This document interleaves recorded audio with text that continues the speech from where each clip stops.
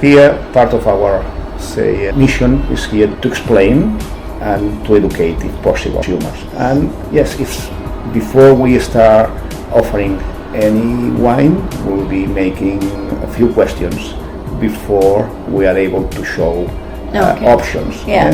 And we try to match as possible to get closer to what the customer wants. But if someone comes to want a Rioja, the major thing is that for us, Rioja doesn't mean a lot.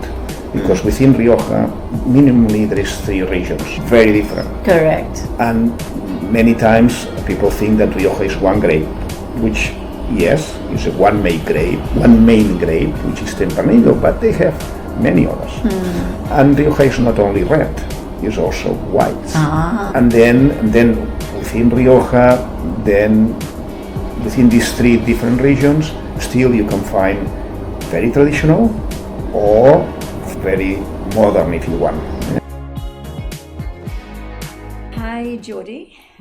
The is probably the right way of pronouncing your name. Yes. Thank you for inviting me to be a part of DV. It's not new for me because a few weeks ago I also came here for a wine tasting, which was a very nice compact group, and I absolutely loved it, and the wines that you presented were just so amazing. So thank you. I'm really excited for the rest of the world to know a little bit more about not just DV, but also, of course, the history, but also Catalonian wines, the regions, and lots more. So thank you, Jordi, for being a part of this show.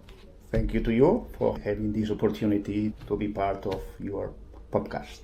Thank you. So let's start maybe from the very beginning. The V or the B, when did you start it? And what is the meaning of the B? Okay, let's start with the last point. Okay. Because we had quite a bit of back and forth about the name, and TV we thought that has different similar meanings in different languages. Yeah? At the end is from in Catalan, where we are, from the DV is translated from wine. Oh, from wine. From okay. wine. Okay. But then DV also is related to divine. Yeah? So you can relate DV, divine. Okay, yeah. In truth, my daughter and my wife, that they started the project, because I always have been in the back. Okay. But sometimes I have to face up. Yeah, of course. But they were called the Divinas. Okay. De Divinas. Las Divinas. Las Divinas. Las Divinas. Okay. From DV, Las Divinas. Correct, yeah. So this is the name. Okay. And everything started back in 2008. When my daughter was still having her studies at the university, and one of my friends asked me that winter what Nuria is doing during the summer, because he knew that Nuria always was doing different things on her summer vacation. So she has been abroad, and so he's been in Ireland, has been in the UK, she had plans to go to the US. But my friend asked what Nuria does in summer, July, August. I said, I don't know. Why you ask me? Yeah. Because maybe she would like to spend some time on in this case, his business, his wine shop in Barcelona, because we were not living in Barcelona. Oh, you were not living in Barcelona? No, so we were not living in Barcelona. Okay. So then I said, let me ask her. I asked her, I said, okay, yeah, this was probably February, not even March. So I have some things in mind, but nothing has been set up. Okay, then I said, talk to my friend, talk to Eric. And then they talk, and she agreed to come on 25th of June on 2008. This is the date is I remember because it's after just San Juan. San Juan, yeah. So, and I'd like you, first we finish talking about wine because I think that's the most interesting. But then I'd like you also to, because San Juan is coming up, a little bit of history on that as well. But before we get into that, please go ahead because I really want to know more about this was really a coincidence of my friend asking for it, and then she started from August 15. And so what was she doing at the shop? She was left at the shop. Oh, what was her understanding and knowledge of wine at the time? At the time was only she had at that time I think 21. Yeah, she was 21 She was years 21 old. Okay. Yeah. She has been always drinking wine, but has no basics on wines. Yeah. But she always had interest. So then she got the fortune to be in touch with sommeliers that she quickly make her, so at least giving the basics. Yeah. I'm from there. Okay, now 18 years. Wow. And so tell me, is yours more on Catalonian wines, or do you also source wines from other parts of the region of Spain, essentially? Yeah, our focus is Catalonia, but we have also wines from outside Catalonia. Okay. So primarily we have a good selection of Catalan wines, but also we cover different regions, and the way we look at our wine selection is for wines that cannot be found everywhere. Correct. Yeah? So they're really unique from unique regions, unique cellars, unique type of grapes, unique, if you want, styles of wine. Okay. Catalonia is very rich when it comes to agriculture. So how do which part of Catalonia are most of the vineyards in, the winemakers in, and how do they take advantage of this, especially when it comes to the grapes, advantage of this unique place that Catalonia is in when it comes to vast, absolutely expansive agricultural lands all across. So just a little background on that. Okay, to start with, Catalonia has 12 different appellations. Okay. Yeah, so every province, we have 4 provinces, and we have, for instance, in Tarragona, which is the province with more wine appellations, there is 5 different appellations. 5 different. Wow. Yeah, so only with one province. Yeah. Then Barcelona has 3 appellations, and then we have one and one in Girona. Okay. There's only one in Girona? Yes. I would have thought Girona would have had more. No, it has one, which is Empordà. The thing is that it's very different, and they keep within Empordà. There is the How do you spell it again? Empordà is EMPORDA. Empordà. Okay. It's known also about Costa Brava.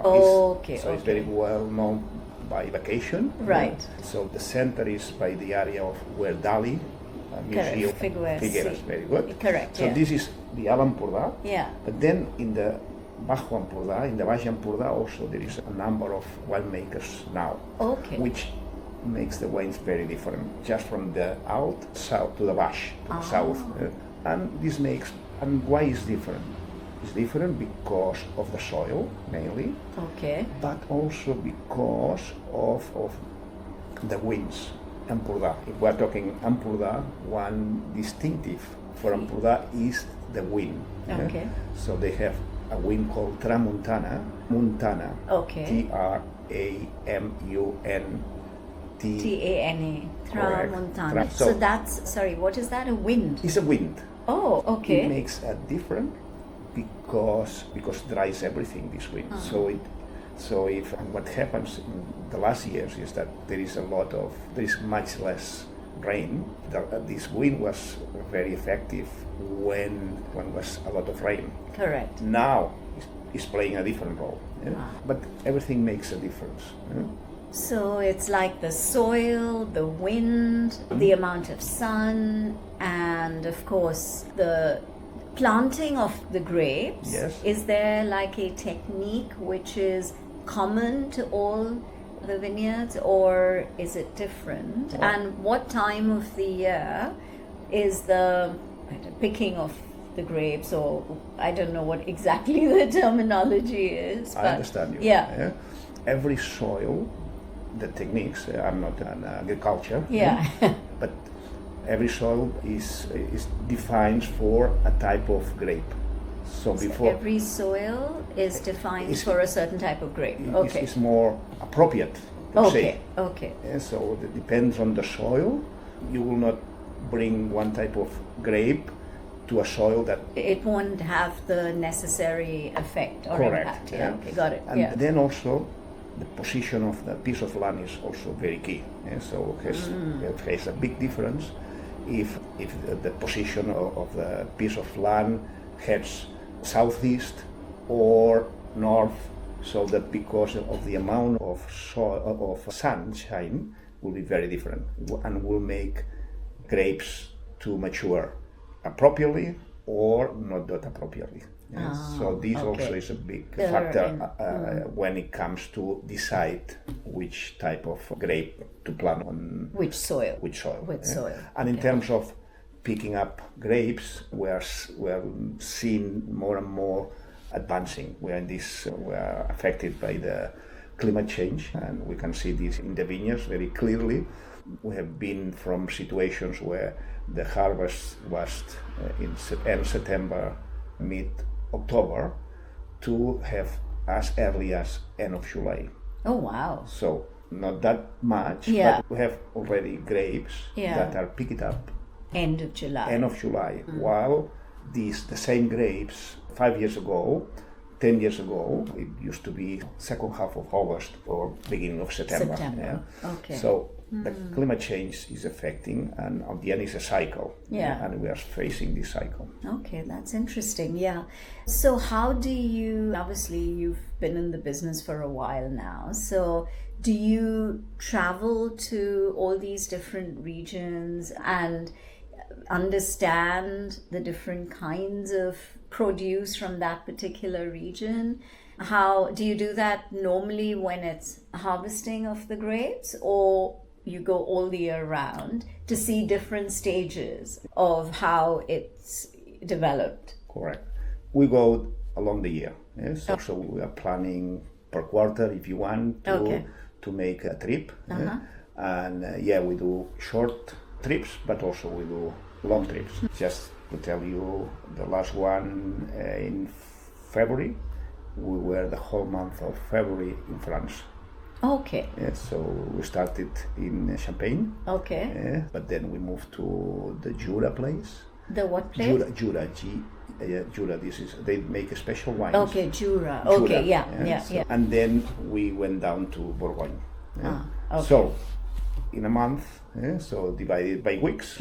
So we were going in depth with winemakers, visiting the vineyards. The first thing I like personally to do is walk on the vineyards, understand where the grapes will come from. And then, yes, we can, once this is clear, so they show you different vineyards, different type of soil, and then we go to the cellar and do the tasting. Do the tastings and tasting from the barrels and tasting from wines that maybe it will take 5 years to get into the market. So they like also us to give a kind of sense of what we think. So we're planning by region to spend, if possible, 1 month. And we've been in Jerez, we've been in Italy, so we spend quite a bit of time in Italy. So Catalonia is our main supply. But you also, obviously, you want to also understand what the other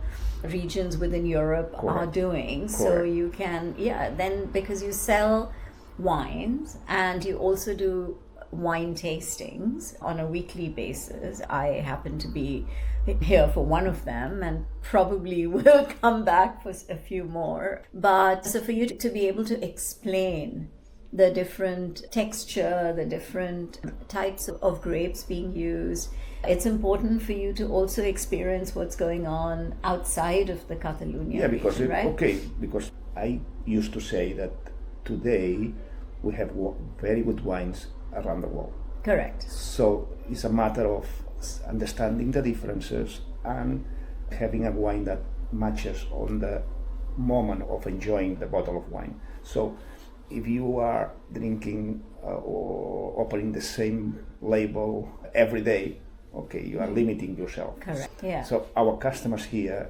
expect that we surprise them with labels, wines that really they have not before, or they are not tasting often. Depends on the level of our customers that comes to this experience. But we know that we need to keep offering this wide range, because at the end it's part of a culture. Absolutely, the culture of the wine comes from offering. So and I feel that Catalonia has a very rich wine culture, and it's like you're drinking water. Wine is like water. No, I completely understand how that works. A lot of people who come to Spain as tourists, for them, okay, it's Rioja, which is the most common type, that people are familiar with. So how do you, firstly, okay, the people living in Catalonia, I get a sense of very aware of the different kinds of grapes, and they enjoy it, and they enjoy the experience, and they enjoy learning. But when you have tourists coming in, how do you encourage a change of mindset? What is it that you do differently, where some, like tourists coming into say Barcelona, they say, oh, Devi, let's go there. But then for them, they probably walk in and say, oh, I want a Rioja. They won't understand. So how do you try and make that change, that difference, that education? Yeah. Here, part of our mission is here to explain and to educate, if possible, consumers. And yes, if before we start offering any wine, we'll be making a few questions before we are able to show options. And we try to match as possible to get closer to what the customer wants. But if someone comes to want a Rioja, the immediate thing is that for us, Rioja doesn't mean a lot, because within Rioja, minimally there is 3 regions, very different. Correct. And many times people think that Rioja is one grape, which, yes, is one main grape, which is Tempranillo, but they have many others. And Rioja is not only red, it's also white. And then within Rioja, then within these 3 different regions, still you can find very traditional or very modern, if you want. So people that is doing things very differently. So we have here a tasting of Rioja itself, or Rioja comparing with Ribera del Duero, which typically also this is the second probably most popular. But within Rioja, what we like is to show that there is many different.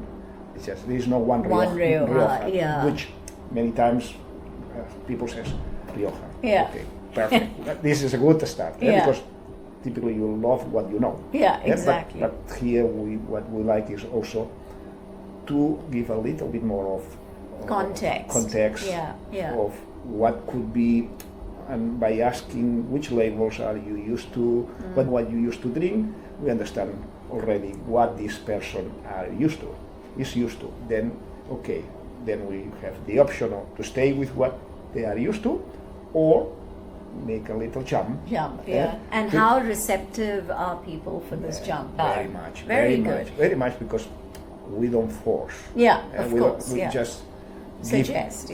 We just give some background, and the person immediately, by looking at the eyes of the person, you realize that that person wants to stick with what he knows, Yeah. or are open Expand, to force another experience. And the most common is people, they love the explanation. We can do a conversation very short, or very long, depending on how they react. And depending on the person. And the person. Yeah. It would be people that they are calm and they are very fast because I know what I want. So and then go just on. take Or we have conversation at the end is we learn from each other. So Catalonian wines, are they available in not just within Europe but also in different parts of the world, like maybe the US or Asia? Sure. South Africa, they are. Okay. Yeah, Catalonia, they are big export. So there are wines and there is regions that I can tell you 80% of the production goes to export. Oh, really? Yeah, and then for us sometimes it's hard to get something. And mostly of this, when this high percentage of export, they don't do much production.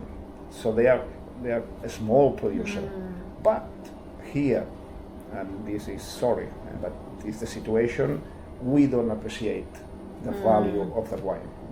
So the wine, we know what are the costs of making a wine, so probably in Spain we are not prepared to spend as much as money as other regions are doing it. So if the winemaker can sell the wine 50% higher than in export than in local market, guess what? So that's the business part of it, right? Correct. Yeah. But outside, mostly of the countries are prepared to pay more for a bottle of wine. While here, because then that's an experience for them. They like visualizing themselves being in that region and they can show off that they have this very special wine from, I know even Australian wines and New Zealand wines are so popular all across the world. No, this has bine really interesting. Thank you so much for these. So if anyone wants to reach out to you, I'm assuming you don't export. Or you do? We ship around the world. You do ship around the world? Every day. Oh, wow. Every day we have orders that are leaving our place around the world. So we partner with a company that they have a very good service for delivering wine. And guess what?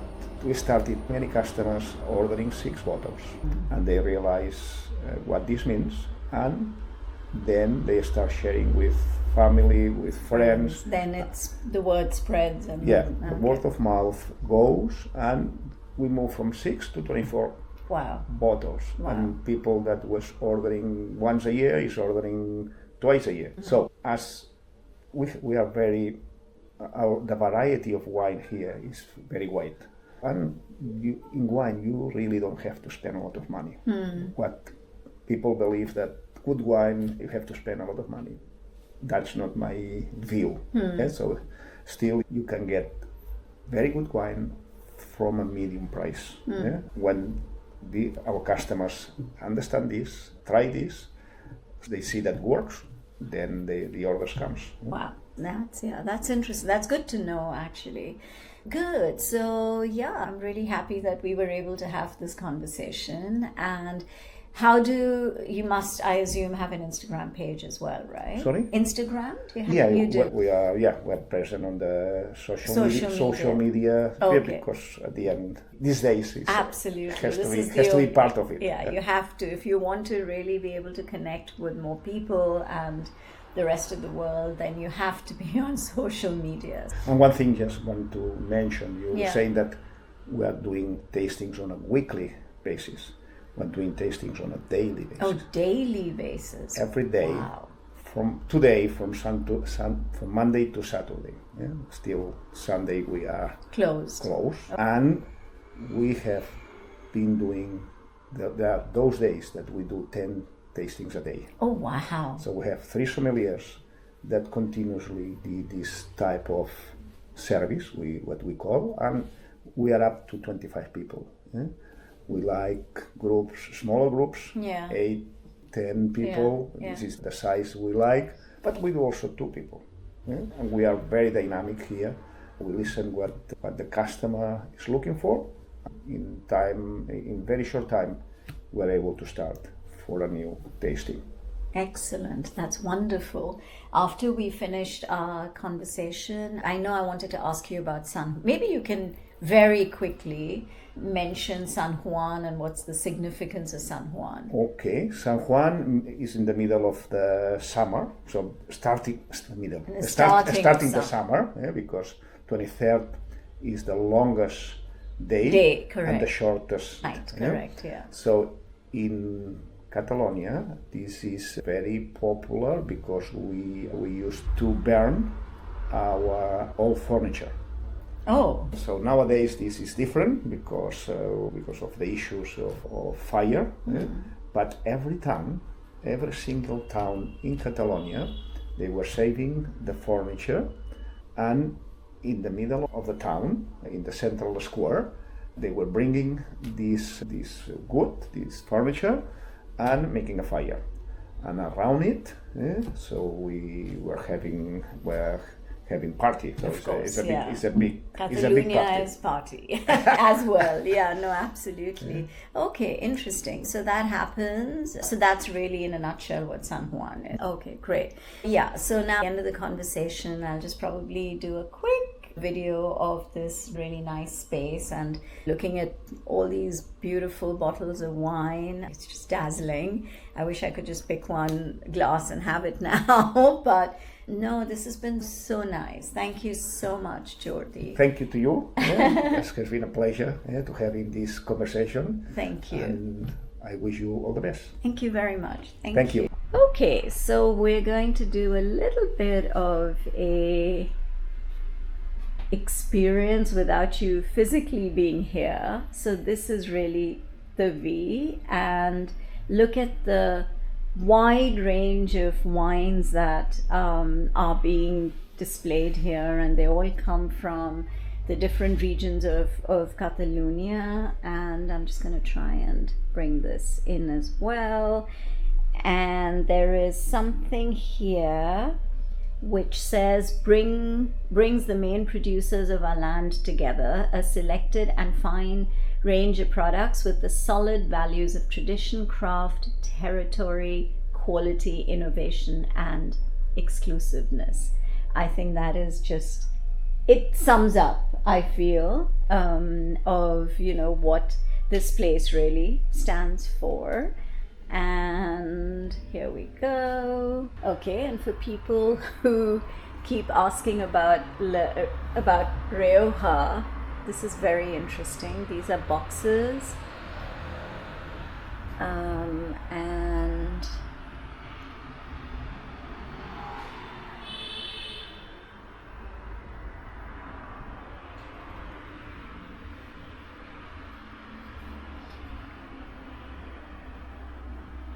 that's a wrap.